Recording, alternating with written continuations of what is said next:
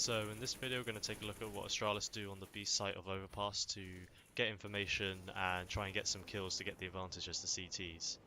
So in this first clip we're going to be looking at a aggressive push in towards the sewers area. So you can see them setting up for it now. Dupree's going to be pushing in short and Glaive's going to flash him in. So you see the flashbang comes in now, he pushes, he gets two players whilst they're blind. He nearly gets the second, but what you see them do now is they use their grenades to block off the choke points and use their flashbangs as well to try and stop the T players from being able to push in after Dupree, or try and push in Monster to try and capitalise on a push like that. So that they can't trade the kill. So you can see it from a first person perspective for Dupree. He goes in, uses his flashes to delay, and what they do is they play a lot more passively. They smoke it off and they sit back and wait for SK to be the ones to make the next move.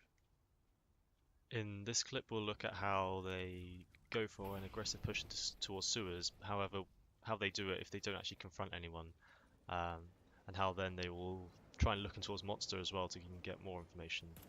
So in this one you can see that they molotoved off the tunnel into sewers, and then they also frag grenade it and then spam through the walls towards it just to prevent any players who were maybe trying to rush it to not get through, so that they can set up for this push, because now there shouldn't be anyone in sewers and Zipnix will be jump spotting to see if anyone was in there before they were to go for this. So you can see they pop flash Dupree in, he had a peek towards the lower area. Now he's just going to clear out these angles here. So obviously you can see that he's doing it slowly and methodically. And in a second, once he realizes that this area is all clear, he's holding the angles here, he'll call for a pop flash to peek in towards Monster. That Zipnix will throw. So here it is, the pop flash is in and he checks it. He doesn't see anyone. There were players there, however he just couldn't see any stack of players outside. So that's some information to give back to Glaive, which they can then use to set up appropriately for a push. So here's a first person perspective of it. I'll let you guys watch through this, so how he clears out all the angles.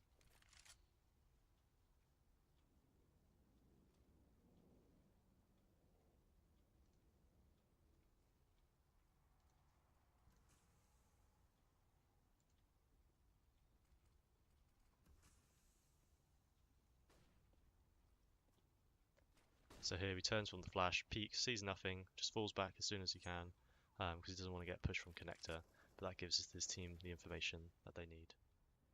And one of the things that allows for is for them to double peek the Monster area when there's a push coming in, since they don't need to worry about short, since there's not enough time frame for someone to be able to push into a short since they cleared it all out.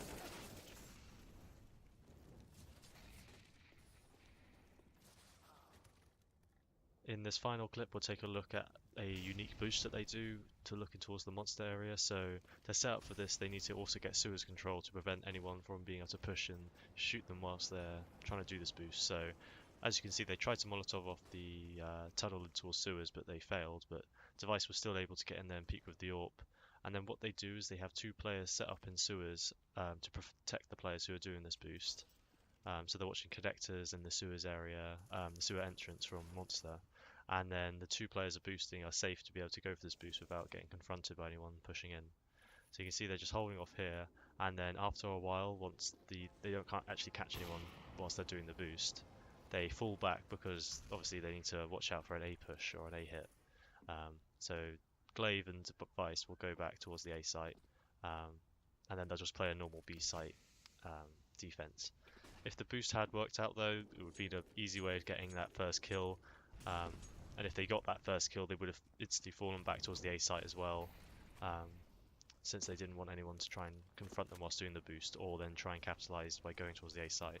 So here you can see how they do the boost. Glaive did actually spot the feet of Nafly here, but he wasn't able to get a clean shot, so he never took it, since they may have caught onto the boost and perhaps they may have wanted to go for it in a later round. So yeah, you see him catch his feet there, and you can see the view from the boost. It's quite strong, being able to see all the way in towards this area of Monster.